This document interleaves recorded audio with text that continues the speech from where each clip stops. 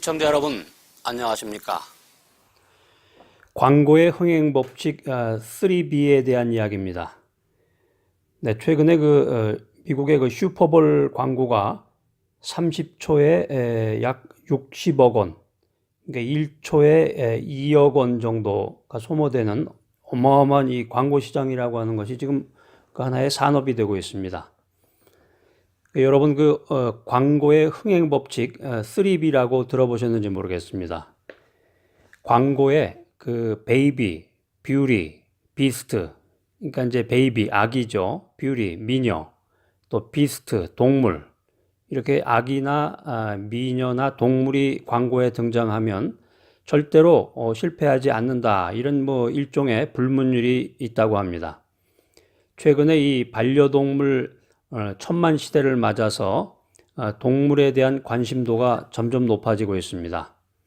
그래서 이 광고뿐만이 아니라 영화와 TV, 예능 프로그램에까지 이른바 팻스타 시대가 도래하고 있습니다. SNS에서도 이 팻스타들의 이 활약이 두드러지면서 이들을 활용해서 유통 마케팅 전략이 본격화되고 있는 것입니다. 밀란이라고 하는 그런 커다란 개가 있는데요. 인기 가수를 쏙 빼닮은 모습으로 화제가 된 대형 개죠. 밀란이 있습니다. 이 밀란의 일상을 공유하는 인스타그램 추종자가 약 12만 명이라고 그러네요. 와, 대단하네. 그러니까 이게 연예인 못지않은 어마어마한 인기를 누리고 있는 게 페스타 밀란입니다. 이 밀란이가 운동 감각도 뛰어나서 최근에는 TV 예능 프로그램에 진출을 하고 또 광고 모델로도 활약 중이라고 합니다. 이 밀란의 표정 하나하나에 막 열광하고 댓글을 달아주는 추종자들이 엄청나다 그래요. 또 고양이 가족 5마리의 일상을 담은 유튜브 채널의 인기도 폭발적입니다. 이제 고양이 얘기인데 구독자 35만 명을 돌파하면서 지난해는 약 1,500만 원이 넘는 광고 수익을 올렸다고 합니다. 고양이가 아주 부자네. 이들을 모델로 한 광고 제의가 잇따르면서 이 고양이 주인의 일상이 바빠졌다고 합니다. 자, 유통가에 번지는 이른바 페스타의 이펙트입니다. 효과입니다. 백화점 같은 이런 유통업계도 반려동물을 대상으로 한 공모전을 개최해서 마케팅 전략으로 활용하고 있습니다.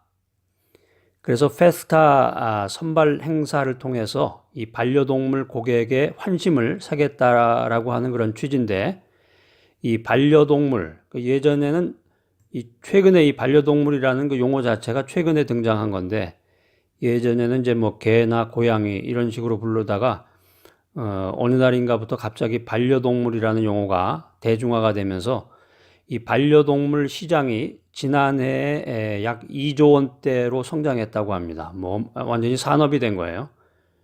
그래서 이제 유통업계가 이 페스타에 더욱 주목하고 있다고 합니다.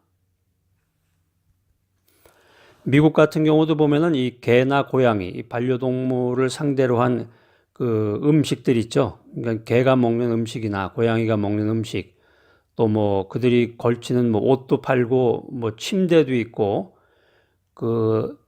쉴 때 쓰는 이런 조그마한 이런 패드 같은 거, 하여튼 이런 시장들이 대단한데, 지금 한국도 보면은 시장들이 반려동물을 상대로 하는 시장들이 굉장히 발달이 되고 있는 것입니다. 그래서 이 반려동물을 키우는 사람들은 본인이 스스로 소비하는 경제활동 비용이 반려동물에게 소비하는 비용과 똑같이 형성이 된다고 그래요. 그래서 앞으로 이제 인구가 늘어날수록 거기에 비례해서 이 매출 규모가 크게 성장할 것으로 예측되고 있습니다. 그래서 이 반려동물도 스타가 되는 시대가 됐는데, 소비자와 생산자 모두의 관심이 증폭되면서 이 마케팅 이 시장에 새로운 변화를 가져오고 있습니다. 세상이 변하고 있습니다. 우리 내일과 미래를 준비하고 계획하는 우리 글로벌 리더들에게 있어서는 이 세상이 어떻게 돌아가고 있는지, 사람들의 가치관이 어떻게 바뀌는지, 그들의 세계관은 무엇인지 이것에 대한 연구가 없이는 리더로서의 그런 자질을 발휘할 수 없을 뿐더러 영향력을 나타낼 수가 없겠죠. 내 방식대로라는 그런 위험한 덫에서, 위험한 함정에서 벗어나야 합니다. 그래서 이 리더로서 올바른 판단을 내릴 수 있는 이 성숙한 시간을 갖는다고 하는 것은 이 단순한 경험이라든가 세월만으로는 부족하다는 것입니다. 이게 내가 나이가 많다, 내가 경험을 많이 쌓다, 인생 경력이 내가 많다, 이런 거 아무리 얘기해봤자 소용이 없다는 거죠. 만약에 모든 사안에 대해서 내 방식, 내가 옳은 거야, 나만의 원칙, 내가 하는 길이 옳다, 또 기존의 방식만을 고집한다면 이게 굉장히 그 위험한 덫이라는 거죠. 내 방식대로라는 위험한 덫에서 벗어나라. 그래서 이제 지금 세상이 이렇게 변화하고 있는데 그 반려동물 그 광고 얘기 제가 조금 전에 드렸잖아요. 슈퍼볼 광고가 이제 30초에 60억 원에 육박한다고 하는데 이 만약에 한 번도 해보지 않은 그 새로운 사고 방식이나 정보에 대해서 반발심이 생긴다면, 야, 그 손동훈 교수가 그런 얘기 했는데, 그건 뭐 딴 나라 얘기겠지, 뭐 이런 식으로 지금 막 엄청나게 이런 새로운 사고방식이나 새로운 정보들이 막 홍수처럼 밀려오고 있는데, 여기에 대해서 반발심이 생긴다면은 그 리더는 이미 경험이라고 하는 그 덫에 빠진 것이다, 이렇게 생각할 수 있다는 것입니다. 이 마케팅 시장이 변화가 되고, 이 글로벌 환경이 변화가 되고, 사람들의 그 가치관과 세계관이 급하게 변하고 있습니다. 그래서 시장이 변하고 사회가 변화하고 있음에도 불구하고 그 일처리 방식이나 경영 방식의 변화를 고려하지 않고 리더십 스타일을 변화를 시켜야 되는데 기존의 전략만을 유지하고자 하는 그 리더는 경험이 지혜를 제공하는 것이 아니라 경험이 오히려 편견을 제공한다는 것을 알아야 됩니다. 그래서 주변에 보면 그런 분들이 있어요, 진짜. 내 방식을 고집하는 리더일수록 대개 보면은 그 신참자들이나, 그 사회 경험이 적은 사람들이 말하는 거나 의견, 그런 것에 대해서 그 사람들이 이야기하는 그런 새로운 아이디어를 무시하죠. 경시해버리고. 그래서, 그 결과, 그 팔로워, 구성원들의 그런 새로운 제안에 의해서 현재의 그 상황에 맞는 그런 혁신적인 선택을 해야 되는데 그 혁신적인 선택을 하기는커녕 오히려 함정에 빠져서 퇴보하게 된다는 거죠. 그리고 더 나아가서 그 혁신적인 선택을 할 수 있음에도 불구하고 그 길을 적극적으로 막는다는 거예요, 리더가. 그래서 이 리더 자신의 경험에 의하면 새로운 방식은 절대 맞지 않는다고 강력하게 막 침을 튀기면서 주장을 하면서 자신의 의견만을 계속해서 내세우고 자신의 의견만을 정당화시키느라고 에너지를 쏟고 시간을 낭비하는 그런 리더들이 우리 주변에 있다고 하는 것입니다. 이게 뭐 여러분 이야기를 하는 것인가요? 근데 이런 리더는 새로운 의견이나 반대 의견을 낸 사람을 꾸짖거나 공격하기도 하죠. 여러분 그런 분들 아마 주변에서 보셨는지도 몰라요. 여러분 자신이 또 그런 사람인지도 모릅니다. 그래서 리더의 고집을 알아차린 그 팔로워들은 그 회의나 이 브레인스토밍 시간에 어떤 그런 반대 의견이나 새로운 이런 아이디어를 제공하지 않고 리더의 모든 결정을 묵묵히 따릅니다. 예. 그냥 시키는 대로만 하는 거죠. 어떤 결과가 나타나겠습니까? 여러분 한번 대답해 보세요. 여러분 그 잘 아시는 시어도어 루즈벨트 대통령이 이런 말을 남겼는데 가장 유능한 리더는 하고자 하는 바를 수행하는 이 뛰어난 자질의 사람들을 발굴해서 옆에 둘 수 있는 탁월한 감각을 지닌 사람이다. 또한 사람들이 맡은 일을 수행하고 있을 때 그들이 무슨 일을 하든지 간섭하지 않는 충분한 자기 절제력을 지닌 사람이다. 네, 아주 좋은 말씀 남겼습니다. 제가 지금까지 말씀드렸던 것을 이제 한마디로 요약 정리를 했는데, 그러니까 이제 유능한 리더가 되기 위해서는 이제 탁월한 시대 감각, 탁월한 시대 감각을 가져서 사람들의 이 흐름, 경제 흐름, 돈의 흐름, 이 모든 이런 자본주의 사회의 모든 그 흐름, 가치관의 흐름, 세계관의 흐름, 이런 것을 간파할 수 있는 탁월한 감각을 지녀야 되고, 또한 엄격한 자기 통제력, 자기 절제력을 지닌 사람만이 유능한 리더가 될 수 있다라는 것입니다. Most people are about as happy as they make up their minds to be. 대부분의 사람은 마음 먹은 만큼 행복하다, 그런 말이죠. 모든 사람이 생각과 마음을 가지고 있는데 특별히 리더의 생각과 리더의 마음이 중요하다라고 하는 것입니다. 경영사상가 짐 콜린스라는 사람은 가장 바람직한 리더라고 하는 것은 겸양과 의지를 지닌 리더다, 이런 말을 했습니다. 좋은 기업을 위대한 기업으로 도약시켰던 그 리더들을 연구해 보니까 겸손하면서도 의지가 굳고 또 변변찮아 보이면서도 이 두려움이 없는 이중성을 지닌 사람들이었다라는 것입니다. 이들은 성공했을 때는 창밖을 보면서 다른 사람들과 외부적인 요인 또 행운의 찬사를 돌리지만, 실패했을 때는 스스로 거울을 들여다보면서 자신에게 책임을 돌리고 다른 사람들과 외부적인 요인 또 불운을 탓하지 않았다고 합니다. 1865년에 미국은 피로 얼룩져 있었습니다. 노예제를 반대하는 북부와 노예제를 찬성하는 남부로 나뉘어져서 이 전쟁이 한참 벌어지고 있을 때였습니다. 미국의 제16대 대통령이었던 에이브러함 링컨은 깊은 고민에 빠졌습니다. 전쟁을 끝내야 했지만 그 전에 이 노예제 폐지를 담은 헌법 수정안을 반드시 통과시켜야 했던 것입니다.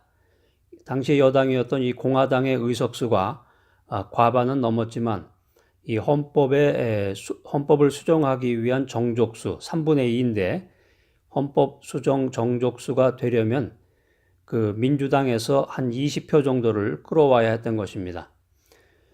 여러분 유명한 감독인 스티븐 스필버그가 감독했던 영화 링컨이 있는데요. 여러분 보셨나 모르겠네. 혹시 보지 못하신 분이 있으면은 스필버그 감독이 감독했던 영화 링컨을 꼭 한번 보시기 바랍니다.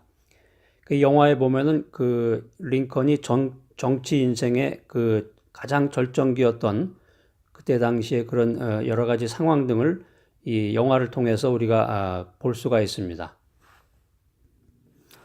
오늘 에이브러함 링컨 대통령께서 아주 좋은 말씀을 우리 내일과 미래의 리더들에게, 글로벌 리더들에게 말씀을 들려주셨는데, 기왕에 우리 링컨 대통령과 이제 인터뷰를 하는 마당에 그 링컨 대통령의 그 리더십에 대해서 잠깐 한번 살펴보도록 하죠. 그러니까 첫 번째는 이제 링컨의 리더십 하면은 제일 먼저 생각할 수 있는 것이 최고의 라이벌을 내 편으로 만들어라는 것입니다. 내 적을 내 편으로 만들려는 거죠. 그 링컨 대통령이 이제 여러분에게 직접 귀한 말씀을 들려주시겠습니다. 자, 링컨 대통령 나와주시죠. 자, 여러분 반갑습니다. 내 오른팔부터 소개하겠습니다. 국무장관 슈워드, 로비스트를 고용해서 표를 얻는 아주 잘생긴 남자인데, 이 영화에서는 처음부터 내 곁에 있었던 충실한 신복처럼 등장하지만 사실은 슈워드는 나의 가장 큰 라이벌이었습니다. 이 슈워드는 좋은 집안에서 자라나서 친화력이 아주 대단한 사람이었는데, 그 사람이 노예제도 폐지론자의 바로 우두머리였습니다. 그런데 어느 시대에서도 성공할 정치가라는 평가를 받던 사람인데, 그 사람은 슈워드는 링컨의 정치적인 입지와는 정말 비교할 수 없을 정도로 아주 우수한 사람이었습니다. 그런데 1860년 대통령 선거 당시에 당내 경선에서 내가 그 사람을 이겼습니다. 대통령이 된 나는 즉시 그 휴어드를 국무장관으로 임명했습니다. 나보다 더 유명하고 나보다 더 많은 교육을 받았고 나보다 더 공직 생활 경험이 풍부했던 휴어드를 국무장관으로 앉힌 것입니다. 그리고 나는 또 다른 경쟁자였던 에드워드 베이츠를 법무장관에 앉혔습니다. 완벽한 성공을 위해서는 당신이 반드시 와야 합니다. 나는 이렇게 설득했습니다. 한때 그가 나를 무능하다고 했던 것은 모두 잊어버리고 그 사람을 나의 강요로 맞아들이게 된 것입니다. 또 나를 맹렬히 비난해온 쉐먼 체이스에게는 재무장관직을 주었습니다. 여당뿐만이 아니라 민주당에서도 뜻이 맞는 우수한 사람이라면 모두 다 끌어서 대통령을 보좌하는 이 미국을 위대한 나라로 만들기 위한 그런 우수한 리더로 끌어다가 썼습니다. 여러분 명심하십시오. 최고의 라이벌이야말로 최고의 실력자입니다. 휴어드는 처음에는 나를 명목상의 대통령으로 여겼지만 시간이 지나면서 몇 달 만에 가장 친한 친구이자 조언자가 됐습니다. 링컨 대통령께서 아주 멋진 말씀을 해주셔서 고맙습니다. 자, 그 다음에 이제 우리가 또 한 가지 더 살펴볼 것은 리더의 너그러움으로 충성을 이끌어내라는 것인데 아주 유명한 예화들이 많아요. 링컨 대통령에 관해서는. 여러분 이제 잘 아시겠지만 율리시즈 그랜트 장군이라고 있었는데 이 장군이 세상의 평이 항상 술을 많이 마시고 술에 거나하게 취해 있다는 그런 보고들이 많이 올라왔는데, 그러니까 험담이 많은 그런 사람 중에 한 사람이었는데, 링컨 대통령이 진상을 파악한 다음에 그랜트 장군에게 이런 메시지를 보냈다고 그래요. 장군이 애용하는 그 위스키 상표를 알아보게 당장 다른 모든 장군들한테 그 위스키를 보낼 테니 말이야. 그게 얼마나 너그러운 마음이 있었어요. 대통령으로서, 리더로서. 그러니까 이게 리더의 너그러움으로 그 부하 직원들, 팔로우들의 그 충성을 이끌어내는 그 글로벌 리더가 되어야 된다라는 메시지입니다. 그 다음에 이제 또 한 가지 말씀을 드리면, 글로벌 리더가 되기 위해서는, 탁월한 리더가 되기 위해서는, 남의 얘기에 잘 귀를 기울여야 된다는 거죠. 그래서, 내가 하는 얘기로 사람을 끌어들여야 된다는 거죠. 남의 얘기에 귀를 기울여라. 이것을 이제 우리가 흔히 경청이라는 말로 표현을 하는데, 잘 듣는 것이, 남의 말을 잘 들어주는 것이 리더로서 굉장히 중요하다는 그런 리더십의 원리입니다. 그래서 리더로서 이제 논리적이고 조리 있는 설득력 있는 말을 잘 하는 것도 중요하지만 남의 이야기를 끝까지 잘 들어주는 것도 중요하다는 것입니다. 그 다음에 이제 링컨이 리더십을 행사했던 그 리더십의 원리들을 보면은 가치 있는 목적을 위해서 양보하라. 또 한 가지는 이제 나의 고통을 다른 사람과의 공감으로 극복하라. 이제 그런 여러 가지 그 리더십의 원리들이 있습니다. 오늘 링컨 대통령을 통해서 또 우리 글로벌 리더들이 그의 좋은 가치관과 철학 그리고 세계관을 공부하게 됩니다. 자, 그래서 훌륭한 지도자가 되기 위해서는, 탁월한 지도자가 되기 위해서는 그 팔로우들이, 추종자들이 큰 일을 행할 수 있도록 동기를 잘 부여해야 된다는 거죠. 동기를 잘 부여해야 된다. 그리고 그들이 임무를 완성했을 때 그 모든 사람들의 입에서 마침내 우리가 이 일을 해냈다. 이렇게 자랑스럽게 말할 수 있도록 이끌어주는 사람, 그 사람을 가리켜서 우리는 리더라고 한다는 것이죠. 여러분, 유능한 리더는 스스로 다른 사람으로부터 사랑을 받고 칭찬받는 사람이 아닙니다. 리더는 리더를 따르는 사람들이 올바른 일을 하도록 해주는 사람입니다. 인기는 리더십이 아닙니다. 사람들이 많이 착각을 하고 있는 것 같아요. 리더가 되면은 높은 인기를 받고 사람들로부터 많은 칭찬과 박수를 받을 것으로 생각하지만 인기는 리더십이 아니다 하는 것입니다. 리더십이라고 하는 것은 한마디로 Change has a considerable psychological impact on the human mind. To the fearful it is threatening because it means that things may get worse. To the hopeful it is encouraging because things may get better. To the confident it is inspiring because the challenge exists. 자, 원어민의 발음으로 한번 들어봤는데요. 제가 한번 한글로 한번 번역을 해보겠습니다. 변화는 인간의 정신에 막대한 심리적인 영향을 미친다. 두려워하는 자는 상황이 악화될까봐 걱정함으로 위협적으로 느낀다. 희망으로 가득한 자는 상황이 나아질 것을 기대함으로 용기를 낸다. 자신 있는 사람에게 도전이란 더 나은 것을 만들기 위한 과정이기 때문에 분발의 계기가 된다. 이제 이런 내용인데요. 킹 휘트니 주니어라는 사람이 한 그 유명한 말 중에 하나인데, 그 리더가 그 변화를 두려워하면 안 된다는 것이죠. 아까 우리가 처음에 그 광고의 흥행 법칙 3B에 대해서 살펴봤고, 그 링컨 대통령의 그 리더십에 대해서 한번 우리가 살펴봤는데, 이 세상이 지금 이제 급변하고 있고 사람들의 그 가치관과 그 세계관이 변화하고 있습니다. 그래서 이 엄청난 그 변화의 물결이 우리들 주변에 이렇게 몰려들고 있는데, 그 리더는 변화를 두려워하면 안 된다는 거죠. 한마디로 변화는 인간의 정신에 막대한 심리적인 영향력을 미치게 됩니다. 그 얼마나 이 변화가 되면 직장이 변하고 사회가 변하고 또 매일마다 만나는 사람들의 생각이 바뀌고 TV에 나오고 광고가 나오고 영화가 나오고 소설이 나오고 책이 나오고 이러면서 굉장히 이 사회가 변화가 되는데, 그럴 때마다 그 리더가 매일매일마다 그 겪게 되는 그 심리적인 영향력이라는 것이 굉장하다는 거죠. 이게 스트레스로 아주 풀 스트레스가 돼가지고 두려움에 가득 차게 되는데, 지금 이제 조금 전에 멘트 말씀처럼 이 두려워하는 리더는 상황이 악화될까봐 걱정을 하게 된다는 거죠. 상황이 이게 또 악화되면 어떻게 될까? 오늘 만나는 사람, 그 사람 입에서 무슨 얘기가 나올까? 오늘 전화가 또 무슨 전화가 올까? 상황이 얼마나 더 악화가 될까? 이런 식으로 두려움을 가지면서 그 위협을 느낀다는 거죠. 위협을 느낀다. 그런데 오늘 이제 멘트 중에서 이제 좋은 말씀이 그 리더십의 원리가 무엇이냐면은, 그러나 희망으로 가득 찬 사람, 소망이 있고 내일과 미래에 대한 희망으로 가득 찬 사람은 용기를 낸다는 거죠. 응? 왜 용기를 내냐면 이제 상황이 더 좋아질 거다. 상황은 바뀔 것이다. 계속 또 변하니까, 이 돌고 계속 변하니까 희망에 가득 찬 리더는 상황이 나아질 것을 기대하면서 용기를 낸다는 것입니다. 용기를 낸다.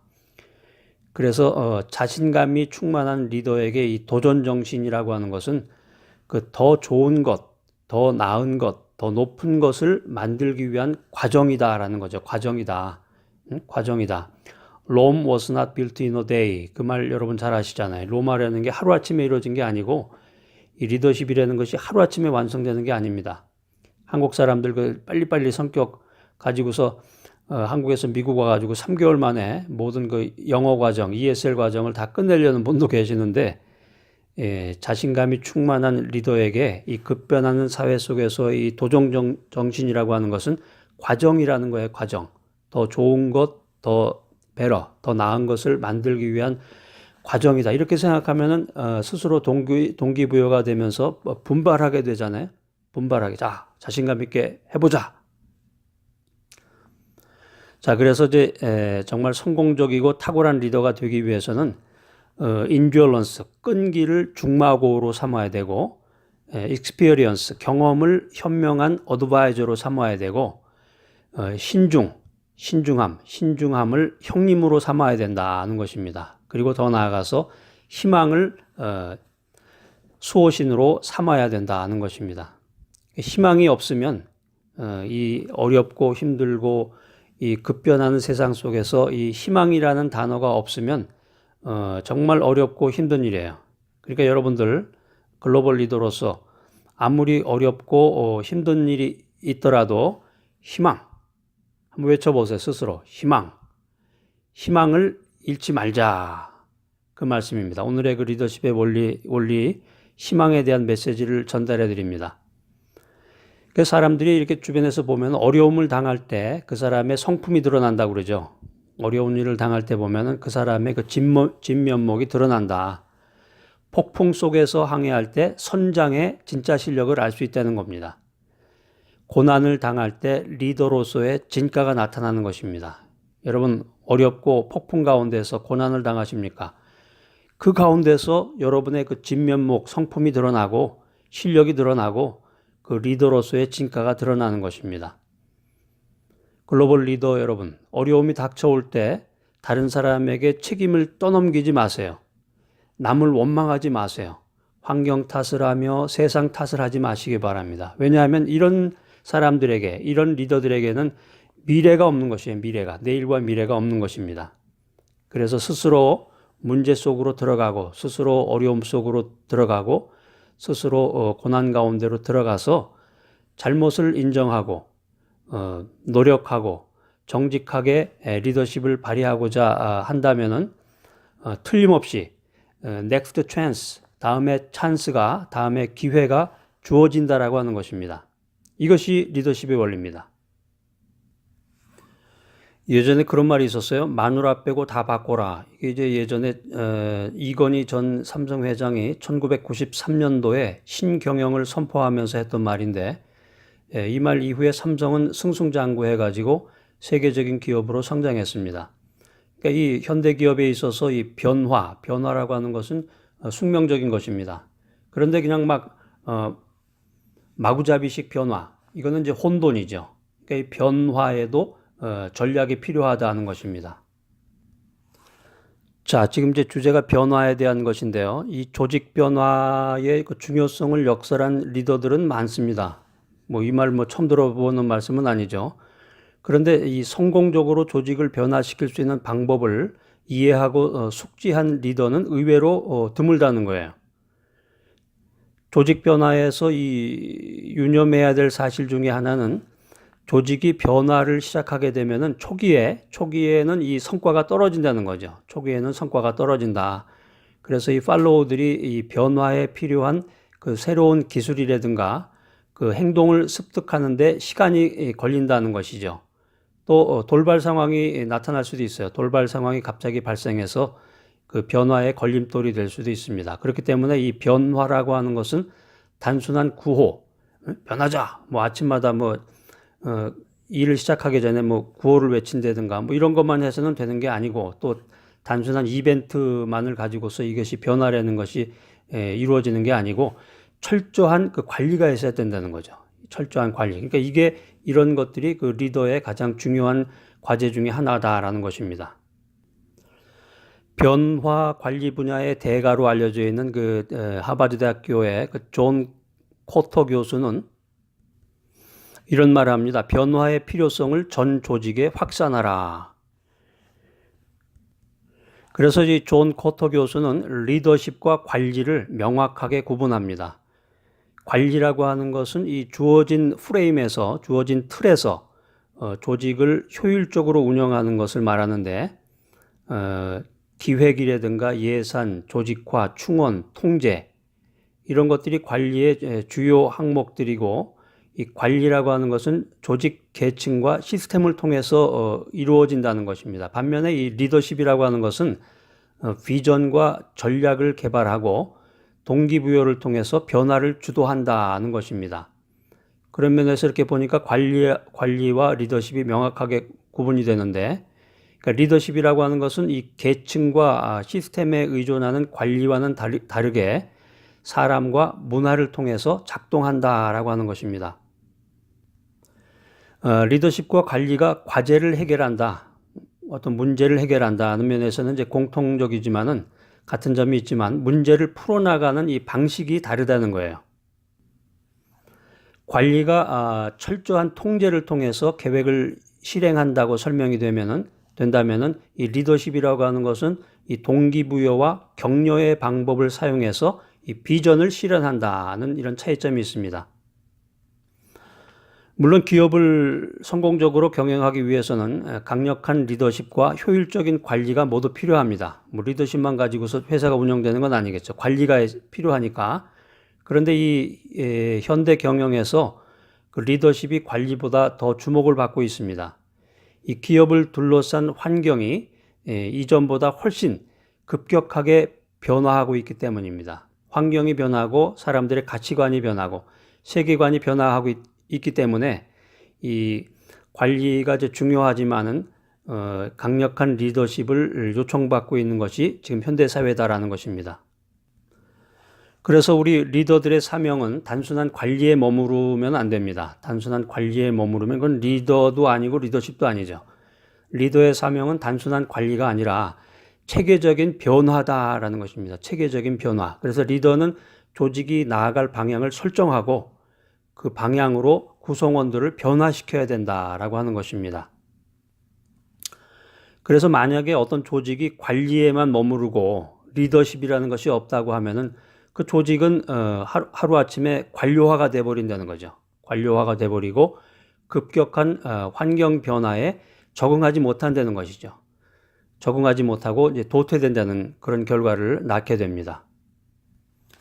자, 그런데 이제 여기서 우리가 리더로서 주의해야 될 점 중에 하나는 이 변화와 혁신이 최고 경영자 한 사람만의 힘으로 이루어지는 것이 아니라는 거죠. 최고 경영자, CEO, 파운더, 이런 중요한 핵심 리더 한 사람만의 힘으로 이루어지는 것이 아니다. 변화가 성공하기 위해서는 변화하려는 노력이 이 조직 전체, 사회 전체로 확산되어야 된다는 것이죠. 그리고 이를 위해서 이 최고 경영자의 솔선수범이 필요하다. 파운더의 솔선수범이 필요하다. 리더의 솔선수범이 필요하다. 그리고 나서 조직 구성원들의 관심과 참여가 필수적이다라는 것입니다. 그래서 효율적인 리더십, 탁월한 리더십을 발휘하기 위해서는 변화의 주도 세력을 구축해야 된다라고 하는 것입니다. 변화 관리에서 가장 리더로서 고심해야 될 것 중에 하나가 변화를 주도하는 세력을 형성하는 것에 있습니다. 그래서 모든 구성원들이 변화에 동참을 하면 좋지만 그렇다고 해서 구성원 전부가 변화를 이끄는 그 리더가 될 수는 없습니다. 지도부가 될 수는 없고 변화를 구체화시키기 위해서는 이 리더십과 전문성을 가진 그 인재들로 그 변화의 핵심, 헤드쿼터, 변화의 지도부를 구성해야 될 필요성이 있다라고 하는 것입니다. 자, SNS가 사람들의 그 가치관이라든가 세계관에 미치는 영향력에 대해서 한번 여러분과 함께 연구해 보도록 하겠습니다. 요즘 이제 바야흐로 정보화 시대라고 하는데요. 이제 정보화 시대도 벌써 많이 지나갔죠. 누구나 마음만 먹으면 손쉽게 인터넷을 이용해서 필요한 자료나 정보를 얻을 수가 있고 또 상호 교환도 가능하고 또 다른 사람들의 이 개인 신상까지도 쉽게 접근할 수 있을 만큼 이 온라인의 세계가 엄청난 발전을 이루어왔습니다. 급격한 변화를 이루어왔는데 그래서 이 테크놀로지의 발전을 통해서 새롭게 생겨난 그 문화가 있는데 그런 어떤 가치의 그런 집단, 그 세계관의 그런 덩어리가 있는데 그거를 가리켜서 이제 우리가 흔히 SNS다, 소셜 네트워킹 사이트스 시스템 또는 뭐 이렇게 얘기를 하는데 SNS다 이렇게 얘기를 하고 있습니다. 그래서 이제 얼마 전만 해도 이제 블로그라는 게 등장해가지고 블로그 뭐 미니 홈페이지 뭐 이런 게 나타나가지고 뭐 열풍이 불고 막 이러다가 또 최근에는 이제 페이스북이라는 것 그리고 이제 뭐 지금은 온 국민이 다 카카오톡을 하게 됐는데 카카오톡, 페이스북,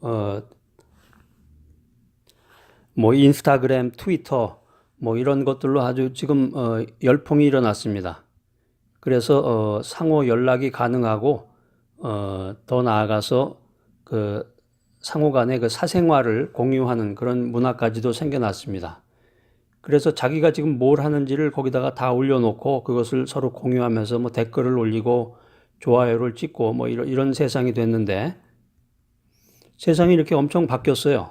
새로운 이런 사회적인 문화가 생겨나면서 사람들의 그 사고방식이 바뀌게 되고 그래서 흔히 가리켜서 이제 그 주장하는 내용은 조금씩 다르지만 그 한국 사람들의 그 의식이 최근 들어서 아주 급격하게 변화된 것 중에 하나가 그 2002년도죠. 그 월드컵 때 당시에 그 4강 신화를 이루면서 그 사람들이 거리에 나와가지고 막 응원하고 뭐 그런 것을 통해서 이 한국 사람들의 그 의식이 급변하게 됐다. 뭐 이런 것을 주장하시는 분도 계세요.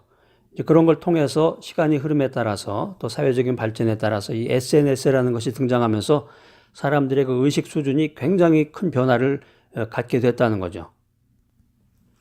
그래서 이 세상이 이 테크놀로지의 발전에 따라서 그 삶의 질이 예전보다 아주 높아지고 굉장히 편리해졌습니다.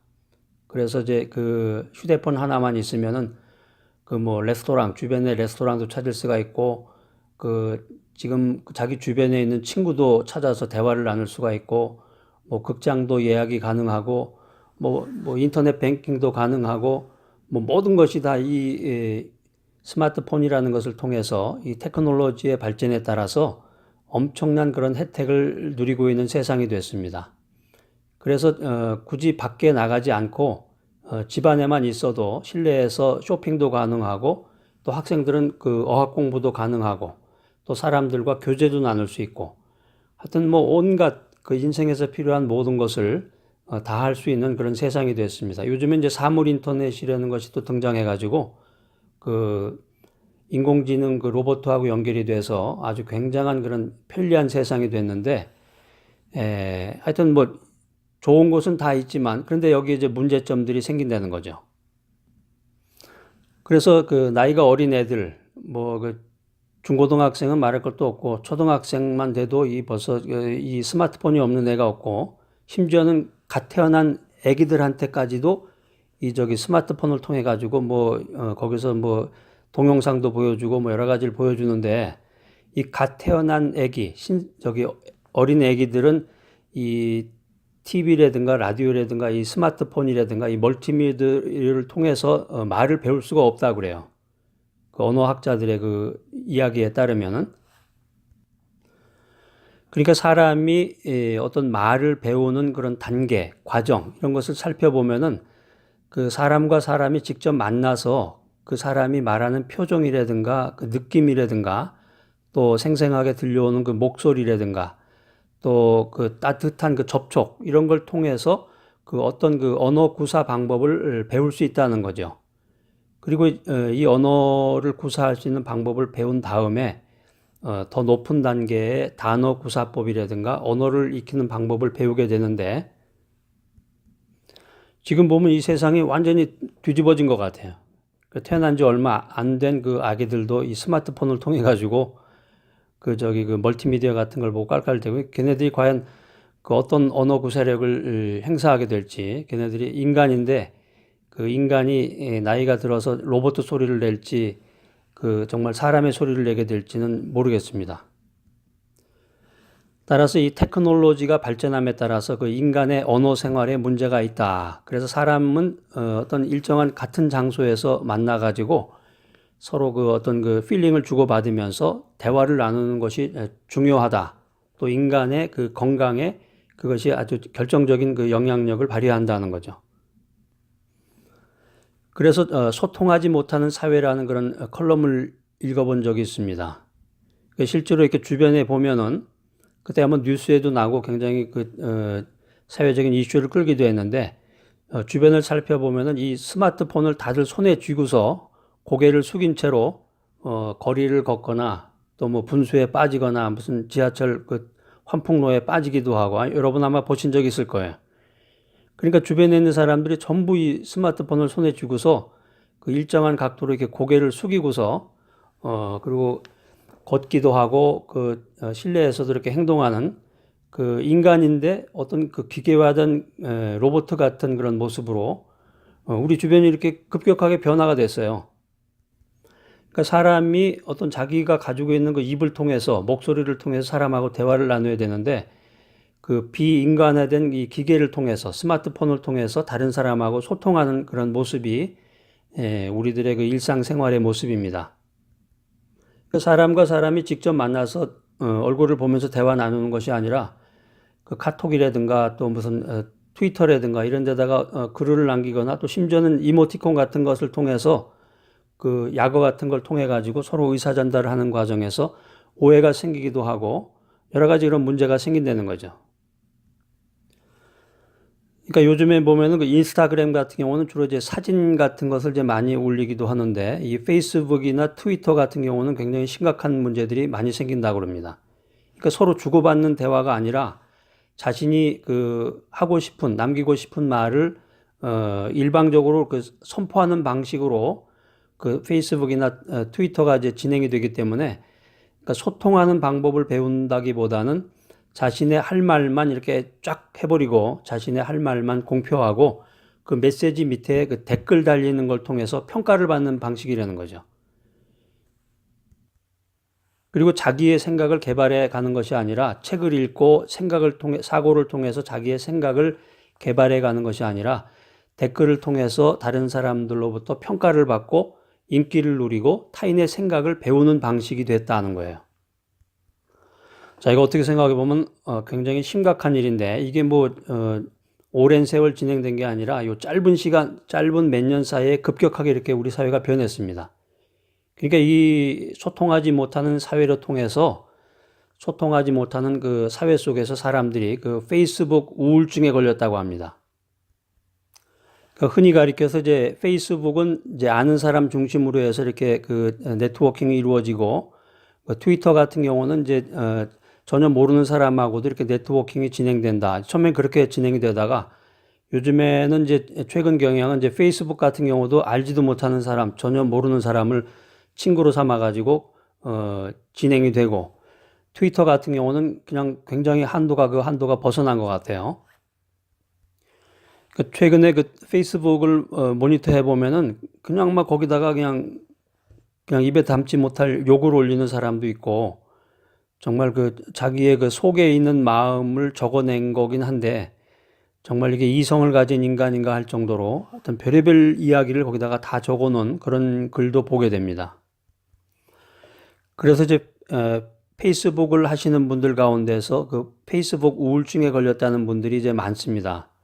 그래서 보통 이제 이 인간은 보통 사람들은 대부분 그 자신의 숨기고 싶은 부끄럽고 약한 부분보다는 보기 좋고 이제 잘난 체 한다고 그러는데 아주 자기의 행복하고 아주 멋진 모습만을 이렇게 나타내게 되는데 사람들은 이제 페이스북, 트위터 같은 것을 통해 가지고 인스타그램 같은 것을 통해서 그 사람의 그 최고의 정점 또 그것이 이제 자기의 경험이 아닐 수도 있겠죠. 그런 것들을 보면서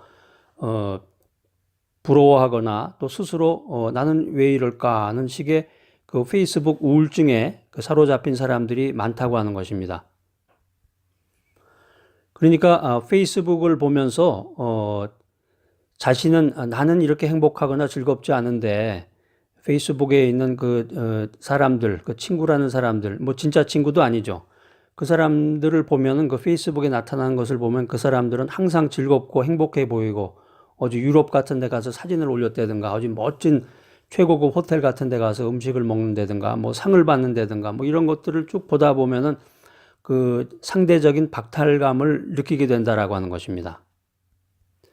우리가 흔히 이제 사촌이 땅을 사면 배가 아프다 이제 그런 속담도 있는데 남이 잘 되는 것을 보고 좋아할 사람은 없다고 그래요. 인간은 누구나 그 시기심과 질투가 있기 때문에 남이 잘 되는 것을 보고 칭찬하고 격려하는 사람이 드물다고 하는데 이 SNS, 페이스북이나 트위터나 이제 인스타그램 같은 그런 것을 통해서 그냥 뭐 엄청난 그런 정보량을 통해서 다른 사람들이 잘 되고 좋은 곳에 가서 밥을 먹고 행복을 누리는 것을 보고서 자기 박탈감에 의해서 그 우울증에 빠진 사람들이 많다는 거죠. 근데 이런 사람들의 그 생각, 이런 사람들의 그 가치관, 또 리더의 그 세계관 이런 것들이 어떻게 되겠어요?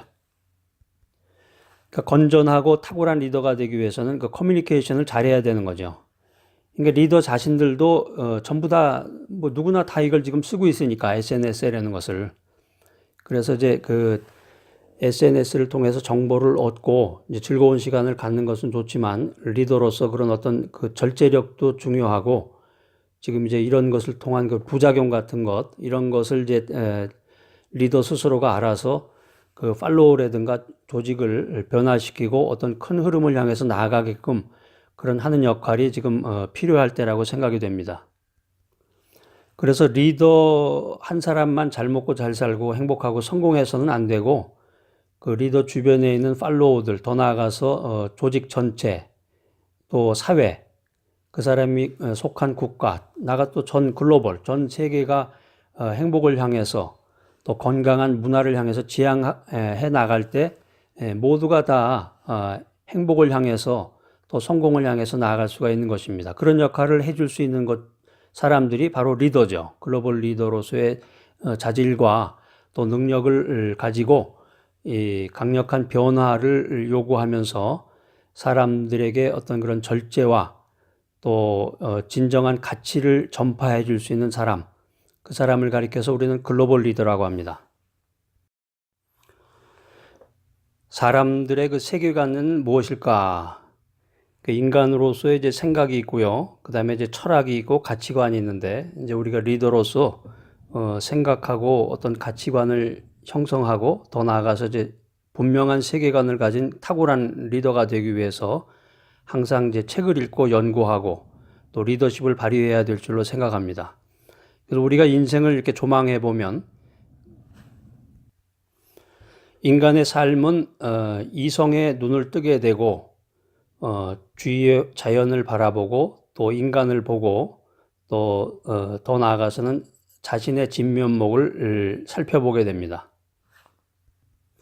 그러니까 우리가 이제 인생에 대해서 생각해 보면은 이제 태어나서 언제부턴가 이제 그 생각을 하게 되죠. 그래서 이성의 눈을 뜨게 되고 이제 정말 이 천지 만물, 이제 미국의 이제 그랜드 캐년 같은 그런 위대한 자연을 보면서 그 인간이란 무엇인가, 인생이란 무엇인가에 대한 그런 생각을 하게 됩니다. 그러고 나서 나는 누구인가에 대한 자기 자신의 그 정체성에 대해서 생각을 하게 된다는 거죠.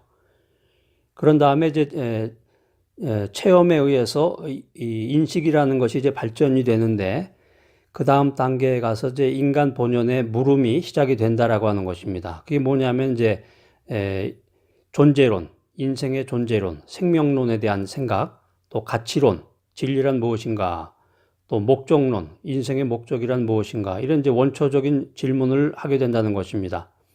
물론 이제 모든 인간들이 이러한 물음을 하는 것은 아니겠죠. 그러니까는 사람이 교육이 어느 정도의 교육이 필요하고 자기 나름대로의 그런 연구가 필요한데 그것을 위해서는 이제 책을 많이 읽어야 되고 그다음에 이제 깊은 사색도 해야 되고 또 경험도 필요하겠죠. 인생의 경험도. 그래서 이제 리더가 돼서 리더십을 발휘하기 위해서는 이러한 어떤 그 인간의 기본적인 그런 단계와 그런 어떤 연구와 학습이 탁월한 리더를 만드는 그런 과정이 된다라고 하는 것입니다.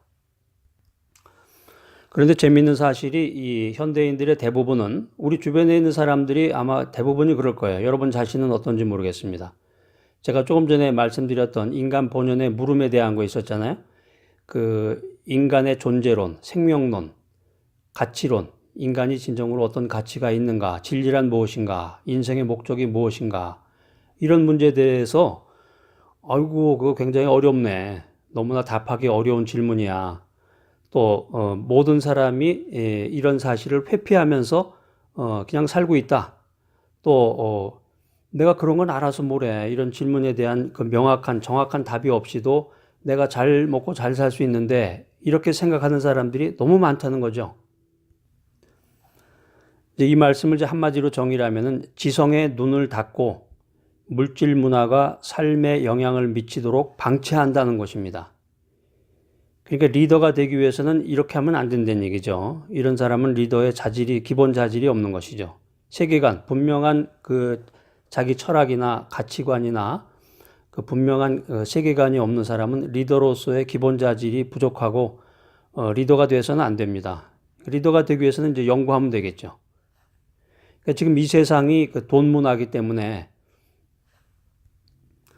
돈에 대해서 또 재미있는 얘기가 하나 있는데 어떤 그 청년이 세상에서 출세하기 위해서 두 가지를 가지고서 기도를 했는데요. 그게 뭐냐면 이제 첫 번째는 돈이고 두 번째는 좋은 여자를 만나는 것이었다고 그래요. 그래서 계속 매일마다 시간이 있을 때마다 기도를 했는데 돈과 여자를 위해서 돈, 여자, 돈, 여자. 그랬더니 마침내 시간이 돼서 어떤 좋은 여자를 하나 만나게 됐는데 그 사람이 생각할 땐 좋은 여자였는데 나중에 알고 보니까 돈 여자였다고 그래요. 머리가 돈 여자. 재미있게 이제 우스운 이야기였는데, 아무튼 이 세상이 그 물질 문명으로 가득한 이 세상이 사람들이 생각하고 철학을 갖고 가치관을 갖고 세계관이 갖는 이런 지성의 눈을 닫아버리고 물질 문명 세상, 물질 문화가 그 인간의 그 인생과 그 모든 방향과 갈 길을 지배하고 영향을 미치도록 방치하고 있다라는 것입니다. 자, 그래서 지성을 가지고 지성의 눈을 열면은 우리가 그 인생의 본질을 깨달을 수가 있는데, 인생의 본질을 알 수 있는 이 지성의 눈을 스스로 닫아버림으로써 이 상대적이고 물질적인 문화가 그 인간의 그 행동과 그 가치관 형성에 영향을 미치도록 방치하고 있다라는 거예요. 여러분은 어떠십니까? 그리고 이제 이 동질적인 삶 속에서 모든 사람들이 그렇게 살고 있으니까 이런 동질적인 삶 속에서 그 오직 열심히 일한다, 열심과 성실로만 위안을 삼고 있다는 거죠. 지금 우리 주변을 보면 다들 그러고 있어요. 남들보다 빠르게, 남들보다 좋게, 남들보다 많이, 이런 캐치프레이즈를 걸고서 한평생을 그냥 빨리빨리 바쁘게 살아가고 있다라고 하는 것입니다. 그런데 재미있는 사실 중에 하나는 그 우리가 인생을 살면서 어떤 큰 충격을 당할 때, 뭐 사고를 당할 때라든가 어떤 그런 큰 충격을 당할 때는 자기가 원래 가지고 있었던 이 지성의 눈이 쫙 열린다고 그래. 다시 지성이 열리고 자신의 시면을 다시 돌아보면서 인생 여정의 방향을 새롭게 수정하기도 한다고 합니다. 그래서 그 성경에도 보면은 그 유명한 그 솔로몬이라는 사람이 이제 그런 얘기를 많이 했는데, 그 기쁨의 잔치에 참여하기보다는, 결혼식이라든가 이런 기쁨이 넘치는 그런 잔치에 참여하기보다는 그 장례식과 같은 인생을 되돌아볼 수 있는 그런 숙연한 자리에 참여하는 것이 지혜자의 본분이다, 이제 이런 메시지를 남겼습니다. 그러니까 사람이 어떤 그런 큰 충격을 통해서 그 인생의 방향을 새롭게 생각하고 새롭게 수정한다는 거죠. 그래서 사람들은 처음에 지성의 눈을 떴을 때 이미 존재해 있었던, 존재해 있었던 그런 문화나 교육이나 그런 경험으로부터 형성된 그런 신념 체계, 그걸 이제 세계관이라고 하는데, 그런 틀, 자기가 이제 지성의 눈을 딱 떴을 때 이미 존재했었던 그런 모든 그런 가치관이나 그 세계관이라고 하는 그런 틀을 가지고서 자기의 모든 인생의 영역을 이해하고 해석하고 이제 적응하고자 한다는 것이죠. 그게 바로 지금 이제 실패한 리더, 위대하지 못한 리더들의 그런 모습이라는 거죠. 한마디로 정의하면 삶의 본질에 대한 정답이 없이 어떻게에만 초점을 맞추는 사람들이라는 것입니다. 여러분은 그런 사람들이 아닌지요? 그러니까 이 세상을 형성하는 모든 그 신념 체계, 가치관에 대해서 퀘스천 마크를 달고 의문시하거나 그런 것 없이 그것의 그 어떤 목적성이라든가 진리의 명확성이라든가 이런 것에 조금도 관심을 두지 않고 삶의 본질에 대한 그 명확한 그 해답 없이 대부분의 사람들은 그 지친 상태로 빨리빨리 알 수도 없는 그런 목적지를 향해서 걸어가고 있다라고 하는 것입니다. 그러니까 이러한 사람들은 본질에 대한 정답 없이 어떻게만 초점을 맞추는 인생인데, 리더들은 이제 이런 사람들을 올바로 이끌어서 그 삶의 올바른 목표를 제시해주고 또 조직과 사회의 그런 목표를 제시해서 그런 방향을 지향해서 삶을 살아나갈 수 있도록 이끌어줘야 그 올바른 리더십을 행사하는 그런 리더가 될 수 있는 것입니다. 자, 여기서 한번 생각해 보겠습니다. 과연 우리는 어떤 어떤 세계관을 가지고 있으며 그 세계관의 정확성이라든가 그 가치관의 효율성이라든가 그 철학의 목적성을 어떻게 이해하고 있는가 하는 것입니다. 그러니까 우리가 리더로서 리더십을 영향력을 발휘하고 리더로서 이제 사람들을 만나고 인생을 살 때 어떤 세계관에 기반을 두고 어떻게 살아야 하는가, 바로 이러한 틀에 관한 조망을 넓은 의미에서 이제 세계관이다, 이제 이렇게 얘기하는 거죠. 그래서 사람들이 그 인생의 본연적인 질문에 대한 해답 없이 이제 인생을 산다고 그랬는데, 아니 세계관에 대해서 뭐 세계관이 뭔지 뭐 가치관이 뭔지 철학이 뭔지 뭐 이런 거 모르고 명확한 해답을 알지 못해도 인생을 잘 살고 있는데요. 이제 그렇진 않다는 거죠. 특별히 이제 우리 리더들에게 있어서는 이러한 우리 인생을 사는 데 있어서 조직을 이끌어 나가는 데 있어서 그 명확한 세계관에 대한 명확한 이해가 필요하다는 거예요. 그건 제가 이제 몇 가지로 한번 정리해 봤는데, 첫 번째는 우리가 사는 인생의 모든 영역을 포괄적으로 이해하고 통일시키기 위해서 이 세계관이 필요하다는 것입니다. 또한 두 번째는 인생의 진리가 뭔지, 또 인생에서의 선한 생활이 무엇인지를 올바르게 정의하고 인생의 희망과 인생의 목적을 분명히 찾고 그것을 전달하기 위해서 이 세계관이 필요하다는 거예요. 또 우리가 인간이기 때문에 계속적인 생각과 사고를 하는데 올바른 생각과 사고를 하기 위해서 이 세계관이 필요하다는 것이죠.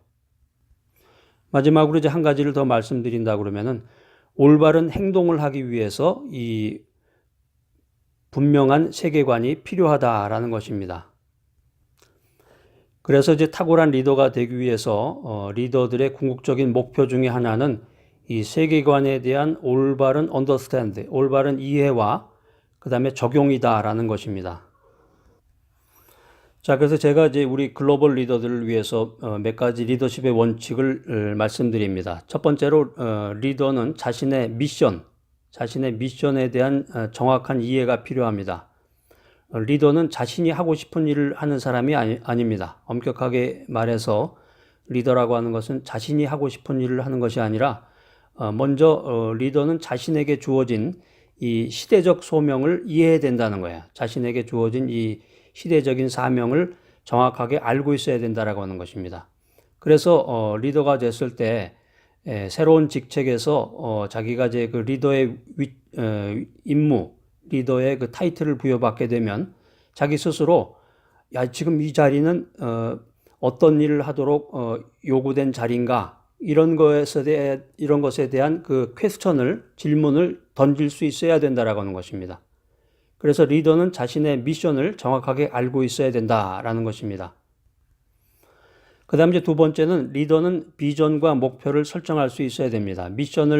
첫 번째 단계에서 이제 미션을 이해하게 되면 자연스럽게 이 조직과 사회가 무엇을 해야 하는가에 대한 답을 찾을 수가 있습니다. 그래서 리더는 조직이 가진 모든 역량을 총동원해서 목표를 가장 효율적으로, 효과적으로 달성해 나가야 된다. 이런 이제 마스터 플랜을 이제 가지고 나가야 되겠죠. 그래서 이제 올바른 리더가 되기 위해서, 탁월한 리더가 되기 위해서는 이 비전과 목표를 만드는 일을 제대로 해 나가는 것도 중요하지만 이 조직 구성원들 사이에서 끊임없는 이 쌍방향 커뮤니케이션을 이루어 나가야 된다라고 하는 것입니다. 그 세 번째는 이제 리더가 되기 위해서는 이제 인재를 배출해야 된다. 그래서 리더는 앞장서는 사람, 진두지휘를 하는 사람인데 조직이 갖고 있는 최고의 자원 중에 하나인 인재를 가장 효과적으로 배분해서 최고의 성과를 만들어내는 일을 행해야 됩니다. 그래서 이 인재의 적재적소를 통한 최고의 성과를 올리는 것, 이것이 리더의 의무 중에 하나라는 거죠. 이걸 하기 위해서는 커뮤니케이션도 중요하지만 핵심 인재를 정확하게 파악하고 있어야 된다는 거죠. 그리고 이제 이 사람들의 특성에 대한 정확한 진단을 통해서 이 사람들이 동기부여를 받아가지고 조직을 위해서, 사회를 위해서 이제 움직일 수 있도록 리더십을 발휘해야 된다라고 하는 것입니다. 그 다음에 이제 네 번째 리더십의 원리를 말씀드린다면은 솔선수범해야 된다는 거죠. 리더가 솔선수범해야 된다. 남들에게는, 팔로워들에게는, 조직 구성원들에게는 이래저래 해야 된다. 규칙을 지켜야 된다. 또 뭐 이것을 실행해야 된다. 이렇게 얘기해 놓고 자기는 딱 뒷전으로 빠져가지고 딴짓을 하고 있다든가 이렇게 돼가지고서는 리더로서의 진면목을 나타낼 수가 없겠죠. 자, 그 다음에 이제 다섯 번째는 언행의 일치를 보이는 리더가 되어야 된다라고 하는 것입니다. 잘 나가다가 리더로서 이제 탁월하게 실력을 인정받다가 그 리더의 신뢰가 실추되는 경우는 이 말과 행동이 다를 때 일어납니다. 그 리더가 되기 위해서는 자기 그 타이틀에 맞는 언행을 보여야 됩니다. 내가 이런 말을 한다면, 이런 얘기를 하면은 어떤 영향력이 있을까, 어떤 파급 효과가 있을까, 이런 생각을 해야죠. 내가 이런 말을 하고 이런 행동을 했을 때 저 사람들이 어떤 태도를 취할까, 어떤 생각을 할까, 이런 게 몸에 배어 있어야 그 리더로서의 자질이 있는 것입니다. 그냥 막 생각나는 대로 말을 하다가 또 시간이 바뀌면 또 이걸 바꾸고 번복하고 이러다 보면은 이 리더로서의 그 오소로티가 실추된다는 거죠. 그 리더로서의 그 오소로티는, 그 권위는 그 타이틀에 있는 게 아니라 리더 스스로 만들어 나가는 것입니다. 그 다음에 이제 6번째는 리더가 되면은 이제 공과 사를 구별해야 된다는 거죠. 공적인 일과 개인적인 일을 이제 구분해서, 그러니까 이제 이 한국 사람들이 실수하는 것 중에 하나가 이제 특별히 이 부분인 것 같아요. 그래서 이제 자기의 이제 부하 직원을 시켜가지고 자기 개인적인 일이나 집안일도 시키게 되고, 자기 이제 개인적인 픽업도 시키게 되고, 이제 이런 일들이 뉴스에도 나고 사회적인 이제 문제가 되기도 하는데, 리더가 되기 위해서는 이제 공적인 일과 개인적인 일을 구분해야 된다. 그 다음에 이제 마지막으로 한 가지만 더 말씀드린다면 이제 책임감 있는 리더가 돼야 된다. 그래서 리더는 스스로 책임을 져야 된다는 거죠. 그러니까 무슨 일이 있을 때 좋은 일은 자기가 했다 그러고 잘못한 일은 부하 직원이 했다고. 지금 이게 그 한국 그 기업 문화의 그 흐르는 조리 중에 하나입니다. 지금은 물론 이제 많이 바뀌었겠지만 그게 이제 이 조직 사회에서 이제 흐르는 그 습성 중에 하나인데, 리더가 되기 위해서는 스스로 책임을 질 수 있어야 되고, 리더가 남의 탓으로 돌리는 그 언행은 그 팔로우들의 그 신망을 얻는데 거의 치명적이다라는 것입니다. 자, 이 강의를 듣고 계시는 여러분들은 어떤 리더이십니까? 여러분과 함께 대화를 나누고 싶군요. 가까운 곳에 계셨다면은 제가 이제 차를 한잔 나누면서 서로가 이제 이렇게 필링을 주고받으면서 대화를 나누면서 이렇게 했으면 좋겠는데, 여러분들은 과연 어떤 리더이며 어떤 리더십을 발휘하고 있는지, 또 리더십의 원리에 따라서 리더십을 발휘하고 있는 리더인지 궁금합니다. 여러분들의 가치관은 무엇입니까? 또 여러분의 철학과 여러분들의 그 생각하는 그 틀, 세계관은 무엇인지 아주 무척 궁금합니다.